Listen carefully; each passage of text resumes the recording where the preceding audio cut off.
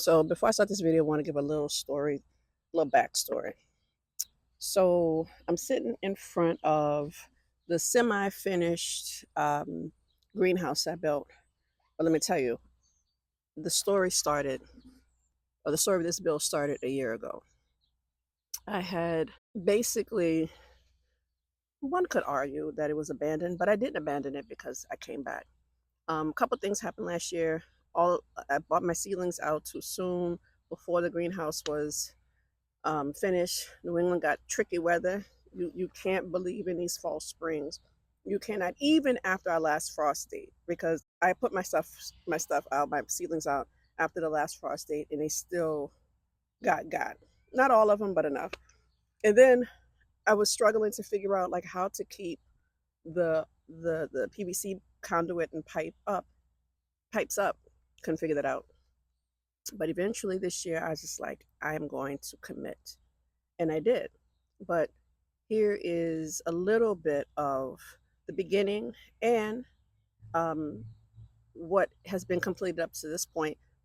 In all honesty, I could just easily just clear stuff out, move the plants in, and leave them on the ground if I wanted to. But me knowing me, I want to, put some shelving in there. I want some things to, I want to do some more to it before I bring my seedlings out. But I was just in there, and I was going to try to record from inside, but it was so hot. So I'm just like, if it was too hot for me, then it's going to be perfect for the plants. So it rained last night. A little bit of the plastic came off. I just stapled it back on.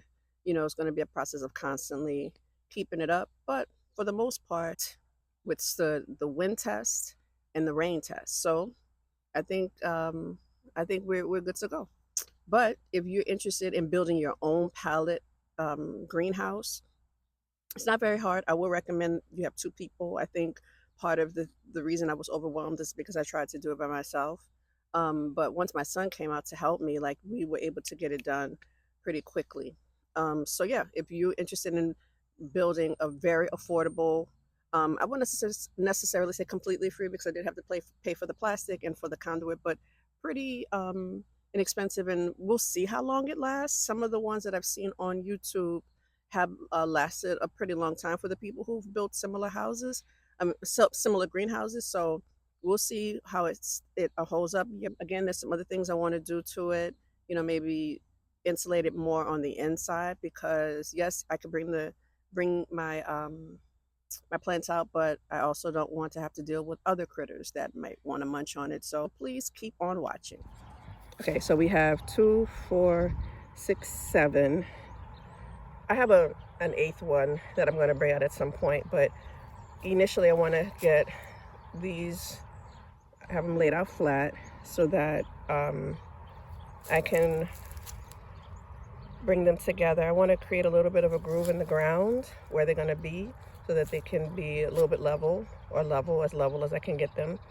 And then I'm going to connect them with some decking screws and some 2x4s. So what I did was I laid it down and I connected these two pallets with the 2x4s that was a part of a different pallet. And so I'm going to do the back here. I'm going to do that other side, and then I'm just going to leave it be for now because it's supposed to rain. So I'm just going to cover it with plastic until the next day. But yeah, that's, it's not standing, it's not straight right now. My goal right now is to just build the walls. Yeah, and I'll show you that in a second. Okay, right now, so I'm holding this up with my hip, but this is the second wall. This is the first one. I'm gonna have my daughter come and hold it up so I can connect the two pieces. Had to go and grab some 2x4s. Again, here's the shot. I also was able to get some sheeting because I have some that's 4 mil and 6 mil. 6 mil is going to go over the top, 4 mil is going to go on the sides. So I feel like 4 mil is thick enough to cover and insulate here. Okay, so I am approaching where things left off last year. It wasn't a completely useless space. I was able to store some things in there like some of my old seedling trays. And, I've been able to clear out quite a bit in preparation to complete this project. So still some stuff in here, but overall it's better than it was before. But I think I figured out the way to do it is to have these little, what they call them? These, they're clamps, right? So it's not moving, it's very sturdy. It moves, but like the last time it was blowing over. So I think I figured out what to do. Super excited.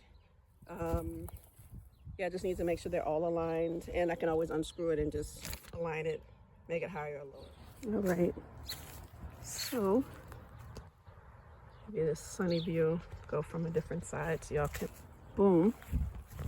So we have that, and it's windy out here, so it's gotten the wind test. The clamps made a huge difference.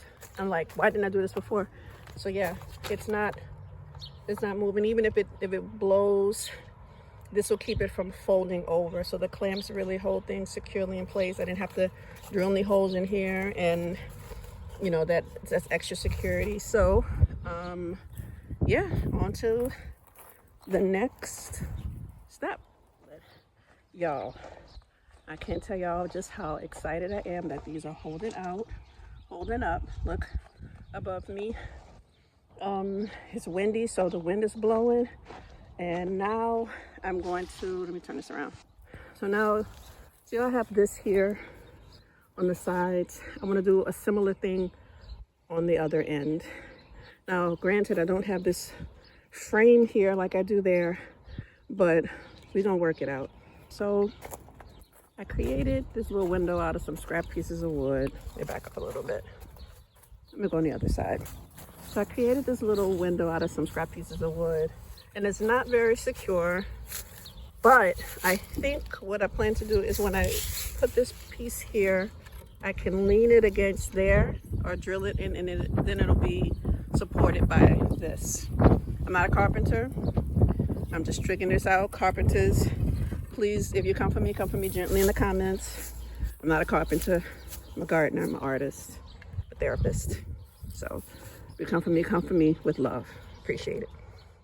Here's my son helping me out with what I assume would be the solution to the wobbly window problem, which was to create support from the two pieces of wood in a similar way to the other side, because that door was kind of wobbly, or that door frame was wobbly before I added those other supports. So not perfect, not cute, but functional. So things are finally coming together. We have the little window. It's secure enough. It moves, but it's not going nowhere unless like we got some like serious winds, and that's gonna take the whole thing. But I'm glad I didn't give up, because what I have learned, sometimes you just learn that when you revisit a thing, sometimes the answer is super simple. So learning moment, and the solution was these simple clamps. Can y'all believe it? But it's not over till it's over. And so we still got the plastic on, and that is the next step. We'll take a little break, and then we're gonna well, that'll be not the final thing, because I want to get probably get some put some siding on the outside, paint the bottom part, one of my favorite colors, indigo blue, or maybe paint it green, we'll see. And yeah, build some shelves in here, but for now we're just going to get it covered up. I'm super excited. And eventually I'm going to have to build like a little door here, or I can just have like the plastic be a sort of door. But yeah, let's get it finished.